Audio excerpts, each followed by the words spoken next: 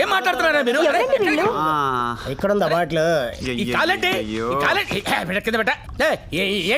ఏంటిది పట్టపగలి గొడవ ఏంటి? నువ్వు ఎవరితో మాట్లాడతావు తెలుసా? ఎవరితో? దేవుడు. దేవుడు అంటే టాక్సీ డ్రైవర్ అయితే 3 రోజుల క్రితం దేవుడు అయ్యాడు. 3 రోజుల క్రితం దేవుడు అవడం అంటే ఏదో పెద్ద మనిషి అన్నట్టు మాట్లాడు.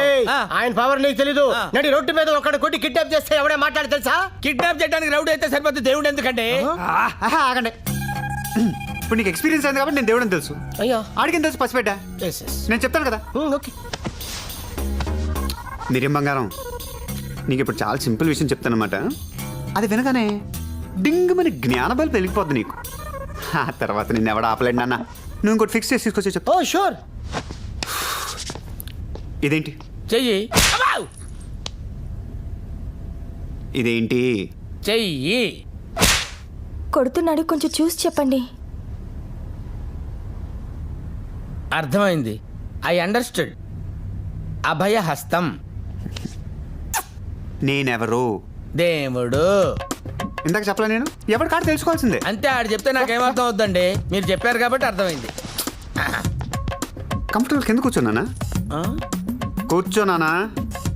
అలాగే.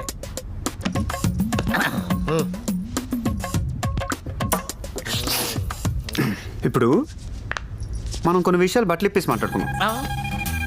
ఇందులో మా ఆవిడని ఇన్వాల్వ్ చేయకండి. ఏమే, నువ్వు లోపలికి వెళ్ళు. నువ్వు వెళ్ళవే, లోపలికి వెళ్ళు. నువ్వు బాగా ఓపెన్ అయిపోవాలి నాన్న. మిరియం లోపల ఏం పెట్టుకోకూడదు, ఫ్రీ అయిపోవాలి. సుబ్బు నాన్న జీకే గడి కలిసి ఏం చేస్తున్నారు? ఏం చేస్తారు సార్, గొప్పోళ్ళు బిజినెస్ చేస్తారు. వాళ్ళ నాన్న దుర్గాప్రసాద్ గారు దేవుడు. ఆడో పెద్ద బోగ్గాడు సార్. ఆడు చేసే ఏదో పనులని కప్పిపుచ్చడానికి అలాంటి లాయర్ ఒకడు. సుబ్బుకి జీకే గడి కొడుక్కి పెళ్ళంట కదా? ఎక్కడో పెళ్లిలో కలుసుకున్నట్టున్నారు సార్. Love at first. ఆడికి పెళ్ళేంటి సార్, పెద్ద జఫాగాడు. రోజుకో దాంతో తిరుగుతాడు. ఇదేమన్నా తక్కువదనుకున్నారు సార్. రాజస్థాన్లో కుర్రోడ్తో లేచిపోయి 3 రోజులు తిరిగి వచ్చింది. మూసుకొని తీసుకురావాల్సి వచ్చింది. ఓపెన్ గా మాట్లాడినా కొడతారండి సార్. తిరిగి నాతోనే మరి. ఓహో, చెయ్యి అక్కడే ఉంది, చెంప పగిలిపోతుంది. ఎలాగంటారు? నువ్వు అడగకూడదు, చెప్పాలి. నాకేముంటాయి సార్, ఏవో చిన్న చిన్న కోరికలు.